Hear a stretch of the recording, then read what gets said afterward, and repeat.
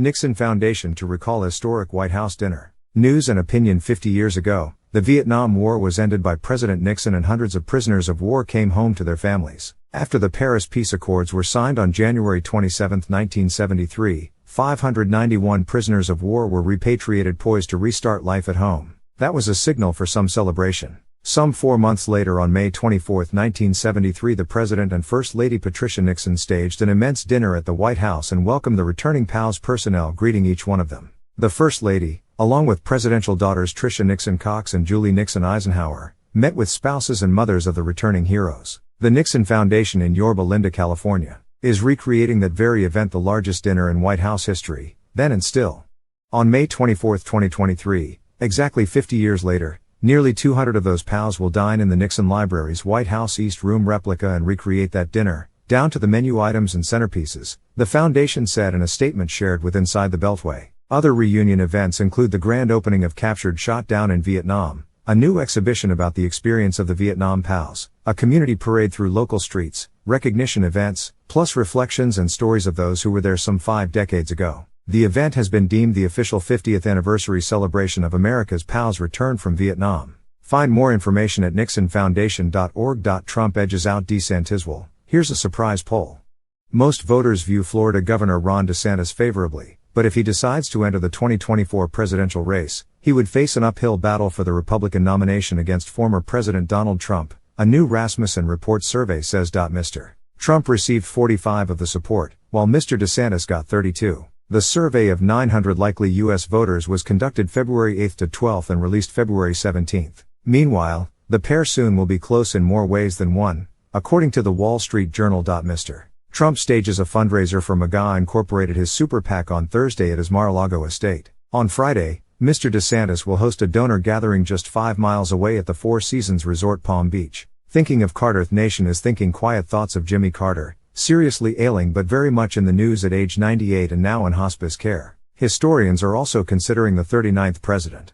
Though Jimmy Carter's presidency was bedeviled by problems beyond his control, he had a marvelous second act as a former president and humanitarian. This Annapolis grad was responsible for the durable Camp David Accords and was a better Cold Warrior than history has given him credit for, said presidential historian Craig Shirley in a written statement shared with Inside the Beltway. So what was the thinking behind the Carter policy?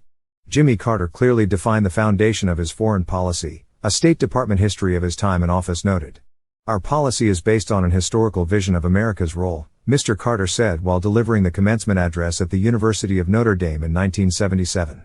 Our policy is derived from a larger view of global change. Our policy is rooted in our moral values, which never change. Our policy is reinforced by our material wealth and by our military power. Our policy is designed to serve mankind, Mr. Carter said. One for Reagan. Curtis Sliva, long known for founding the Guardian Angels organization of New York City in 1979, has launched another organization to consider. Mr. Sliva has founded the Ronald Reagan Republican Club to be headquartered in Astoria, Queens.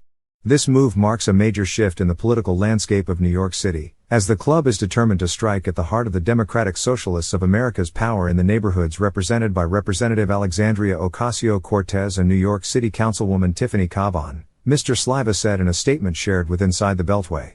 The Ronald Reagan Republican Club seeks to bring conservative values to the forefront of local politics. The club was created to promote fiscal responsibility, small government, and lower taxes in Queens while maintaining an open dialogue with the community about the issues facing them, notes a mission statement from the new organization.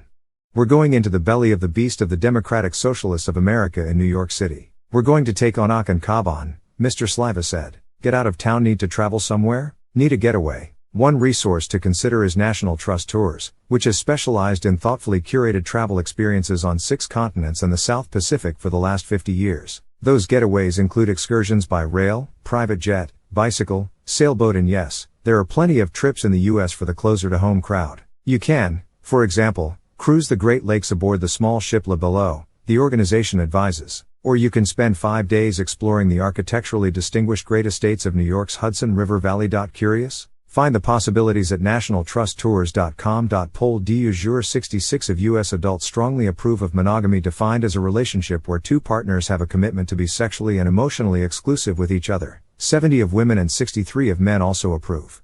16% somewhat approve of monogamy, 14% of women and 18% of men agree. 6% somewhat disapprove, 3 of women and 8 of men agree. 6 strongly disapprove, 6 of women and 5 of men agree. 6 are not sure about the issue, 7 of women and 5 of men are also unsure. Source: a YouGov survey of 1,000 U.S. adults conducted February 1 to 6. Follow Jennifer Harper on Twitter, Harper Bulletin.